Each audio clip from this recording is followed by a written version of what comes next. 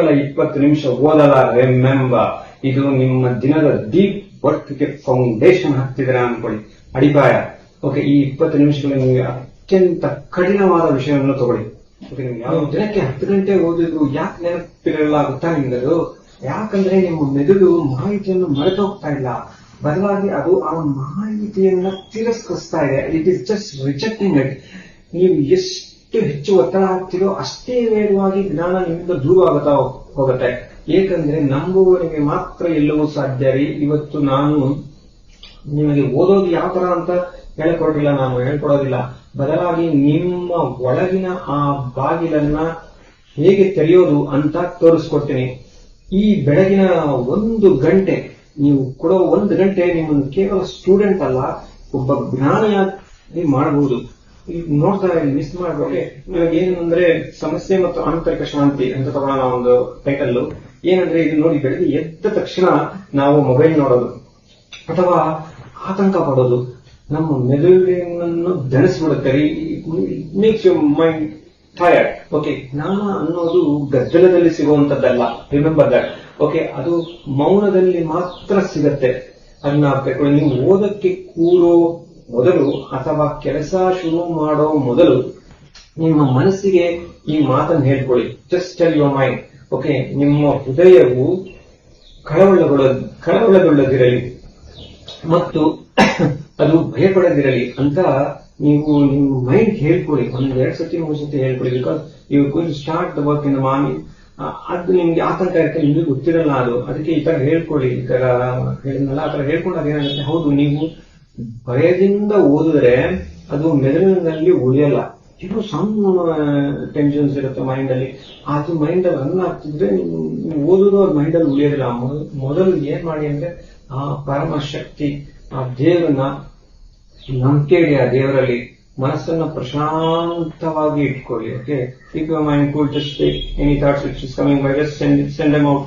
ಆ ಶಾಂತಿಯೇ ನಿಮ್ಮ ನೆನಪಿನ ಶಕ್ತಿಯನ್ನು ಶಕ್ತಿಯ ಮೊದಲ ಮೆಟ್ಟಲು.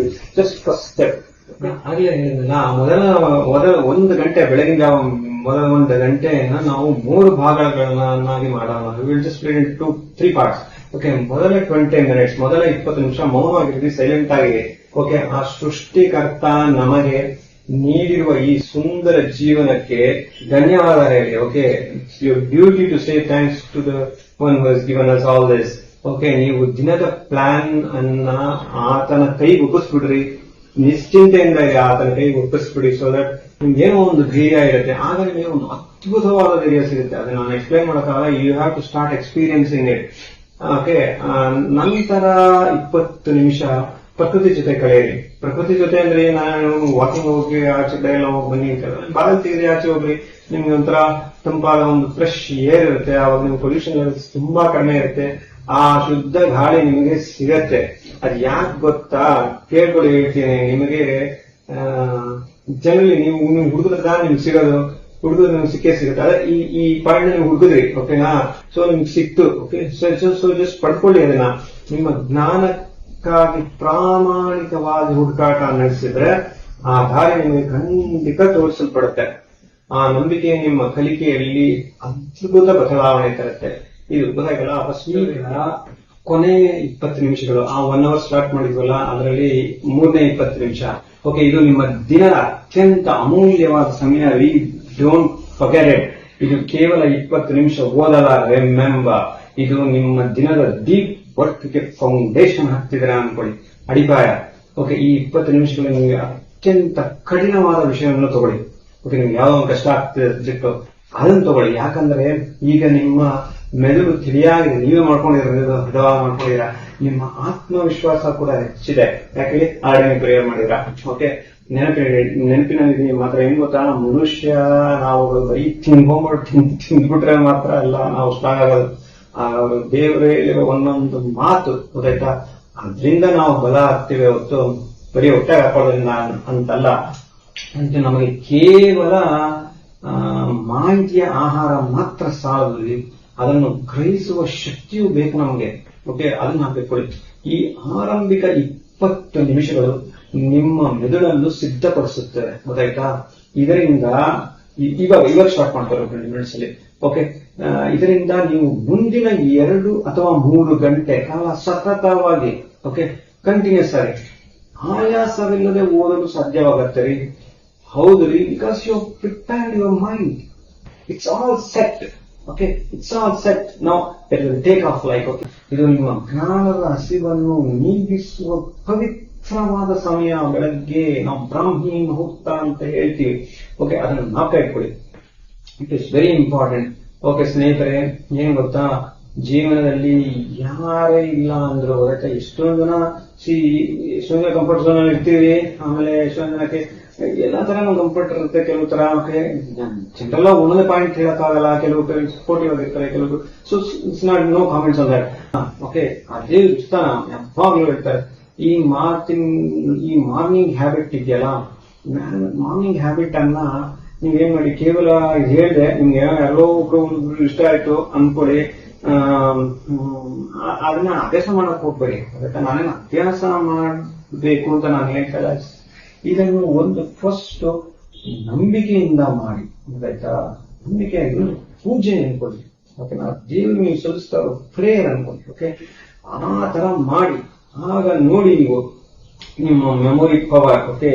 ಮೆಮೊರಿ ಪವರ್ ಮಾತ್ರವಲ್ಲ, ನಿಮ್ಮ ಇಡೀ ಜೀವನವೇ ಪ್ರಕಾಶಮಾನವಾಗುತ್ತೆ.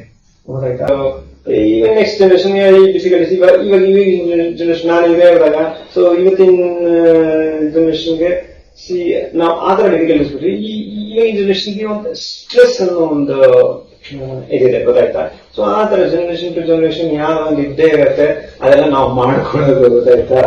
ಸೊ ಮಾಡ್ಕೊಳ್ಳೋದು. ಸೊ ಅದರಿಂದ ಇದನ್ನ ಪ್ರಾಕ್ಟೀಸ್ ಅಂತ ಮಾಡ್ಬಿಡಿ, ಫೇತ್ ಮಾಡಿ, ನಂಬಿಕೆಯಿಂದ ಮಾಡಿ. ಆ ಭಗವಂತನಲ್ಲಿ ಅಚಲವಾದ ನಂಬಿಕೆ ಇಡಿ, ಖಂಡಿತ ಸಾಧ್ಯ. Nothing is impossible in the world, but you should have the strongest faith in the God. So ನೀವು ನೋಡಕ್ ಬೋರ್ ಆಗ್ಬೋದು, ಆಯ್ತಾ? ಸೊ ಕೆಲವರು ಯಾವ್ದೋ ವಿಡಿಯೋದೆಲ್ಲ ಹಾಕಿದ್ರು, ಹುಕ್ ಚೆನ್ನಾಗಿಲ್ಲ, ಪಿಕ್ ಚೆನ್ನಾಗಿಲ್ಲ. ಸೊ ಇಷ್ಟ ಇರೋರು ನೋಡ್ಲಿರಿ. ನಾನೇನು ಹುಕ್ 10 ಸೆಕೆಂಡ್ 20 ಸೆಕೆಂಡ್ 30 ಸೆಕೆಂಡ್ ಏನ್ ಎಲ್ಲಾರು ಹೇಳ್ಕೊಂಡ್ಬಿಟ್ಟು ನೋಡೋದು ನನ್ಗೆ ಯಾವ ಉದ್ದೇಶ ಇಲ್ಲ. ಈವನ್ 5 views ಬರಲಿ, 1 view ಬರಲಿ, ಆ one single view, if the boy has seen it, who needs it? If it changes his life, that is enough for me. That is the biggest, offering that I can give it to the God. Why? Because it transformed that boy into a person in the near future who becomes a valuable asset for the society. That is enough for me.